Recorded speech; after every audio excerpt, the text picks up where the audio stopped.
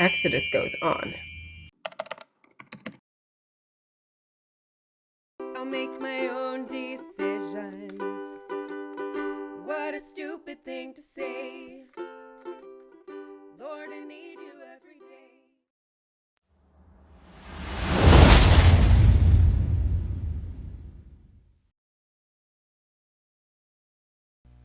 Let's talk about the 10 Commandments.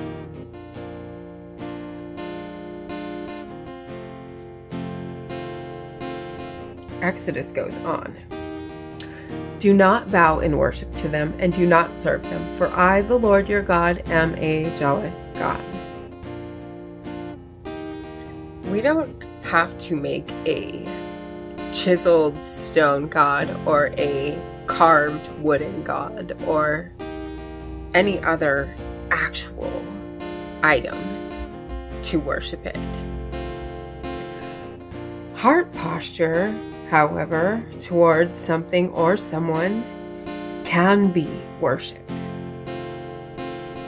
God repeatedly had to remind the Jewish people to stop getting sidetracked by everybody else's pagan gods.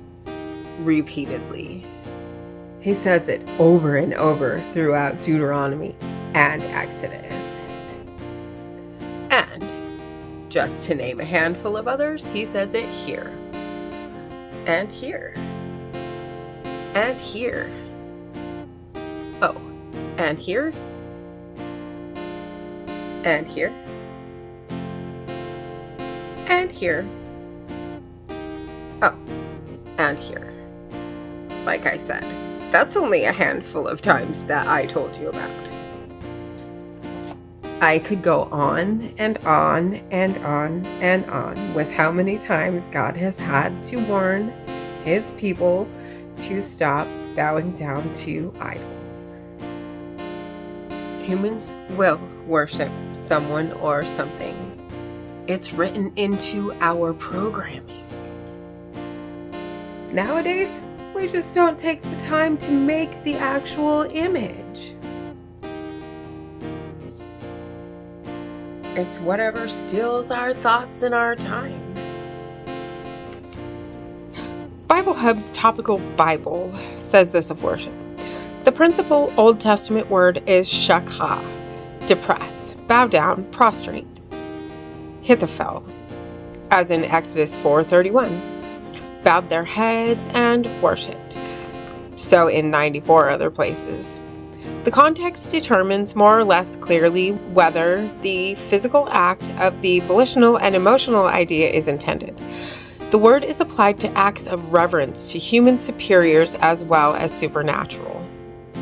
Other words are kaghad, prostrate, occurring in Isaiah 44:17, 19, and 46, but rendered fall down in Daniel 2, 3, 6, 7, 10, 15, 18, and 28. 7 times associated with falling down and 5 times with serve, abhad, work, labor, serve, is rendered worship by English versions of the Bible. The Old Testament idea is therefore the reverential attitude of mind or body or both, combined with the more generic notions of religion's adoration, obedience, service. The principal New Testament word, seen 59 times, is proskuneo, kiss, the hand or the ground, toward. Hence, often in the Oriental fashion, bowing prostrate upon the ground. Accordingly, Septuagint uses it for the Hithophel of shakha, prostrate oneself. It is to render homage to men, angels, demons, the devil, the beast, idols, or to God. It is rendered 16 times to Jesus as a beneficent superior, at least 24 times to God or to Jesus as God. The root idea of bodily prostration is much less prominent than in the Old Testament. It is always translated worship. Strong's Concordance says this of proskuneo, to do reverence to. I go down on my knees to, do obeisance to, worship. Helps Word Studies says this of proskuneo. Properly to kiss the ground when prostrating before a superior to worship, ready to fall down, prostrate oneself to adore on one's knees, to do obeisance. The basic meaning of proskuneo, in the opinion of most scholars, is to kiss. On Egyptian reliefs, worshippers are represented with outstretched hands throwing a kiss to the deity. The NAS Exhaustive Concordance says this of proskuneo. To do reverence to, bow down before, prostrate himself before, worship. Strong's Exhaustive Concordance says this of worship, from pros, and a probable derivative of kuon, meaning to kiss, like a dog licking his master's hand. To fawn or crouch to, literally or figuratively, prostrate oneself in homage, do reverence to, adore, worship. Next in frequency is sibomai, venerate, and its various cognates, sibazomai, eusebio, theosebes, sibasma. Its root is sabas, fear, but this primitive meaning is completely merged into reverence. Hold in awe. In vain do they worship me. Latruo is serve religiously, or worship publicly. Perform sacred services, offer gifts, worship God in the observance of the rites instituted for his worship. It is translated worship in Acts 7 and 24. The classical passages for Christian worship are John 4:23 and 24, culminating in God is spirit, and they that worship him must worship in spirit and truth. And Philippians 3:3, who worship by the Spirit of God. These define its inner essence and bar out all ceremonial or deputed worship whatever, except as the former is, what the latter can never be, the genuine and vital expression of inner love and devotion. Anything that really stimulates and expresses the worshipful spirit is so far forth a legitimate aid to worship, but never a substitute for it, and is harmful if it displaces it. Much, perhaps most, stately public worship is as significant to God and man as the clack of the Tibetan prayer mill. The texts cited also make of worship something far deeper than human emotion or surrender of will. It is the response of God's Spirit in us to the Spirit in Him, whereby we answer, Abba, Father, deep calling unto deep. Its object is not ingratiation, which is unnecessary, nor propitiation, which has been made once for all, nor in any way serving the God who needeth not to be worshipped with man's hands. Acts 17.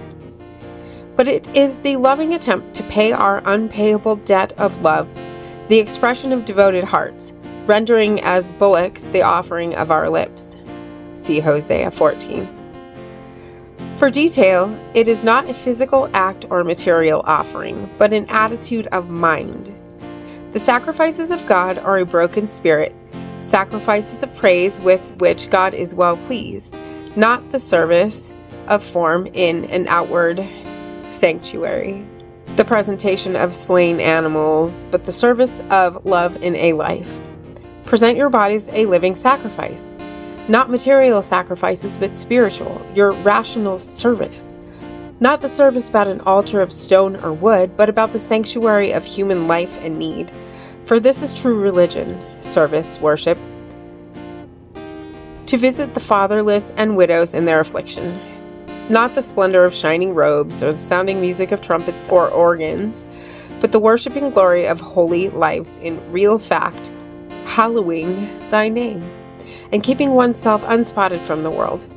The public worship of God in the presence of his people is a necessity of the Christian life, but in spiritual Christianity, the ceremonial and outward approaches, if it does not quite reach the vanishing point.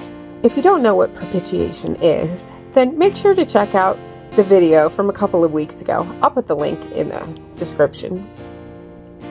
Strong's Concordance says this of sebo, to worship. Seb om ahi, reverence, worship, adore.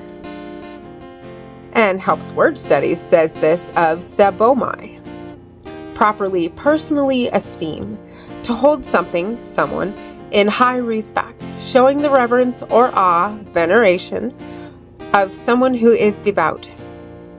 Sebomai always occurs in the Greek middle voice in the New Testament, accounting for the deep personal sense of veneration involved. Strong's Concordance says this of sagad, to prostrate oneself in worship. Bow down, falls down. And Brown Driver Briggs says this. Verb, prostrate oneself in worship. Be lowly, submissive, prostrate oneself in prayer. Strong's Exhaustive Concordance says this. Bow self down, crouch, fall down flat, humbly beseech, do reverence, worship. A primitive root to depress, prostrate, especially reflexive in homage to royalty or God. Bow self down, crouch, fall down flat, humbly beseech, do make obeisance, do reverence, make to stoop, worship. And Oxford Languages says this of worship. The feeling or expression of reverence and adoration for a deity. The acts or rites that make up a formal expression of reverence for a deity, a religious ceremony or ceremonies, adoration or devotion comparable to religious homage shown toward a person or principle. Archaic. Honor given to someone in recognition of their merit. British. Used in addressing or referring to an important or high-ranking person, especially a magistrate or mayor. Show reverence and adoration for a deity, honor with religious rites. Take part in a religious ceremony. Treat someone or something with the reverence and adoration appropriate to a deity. What are you worshiping?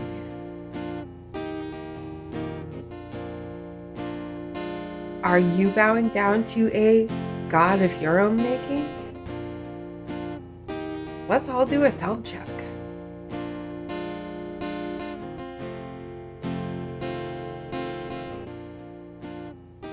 And as always, thank you so much for being here today. Make sure to hit subscribe right there and click the bell for notifications. And hit that like button for me too. And I will see you next time. Maranatha. We were made to show the love of Christ. We know this is why we're here. This is why He gave us life. So let His love shine through in everything we do. It's all for love.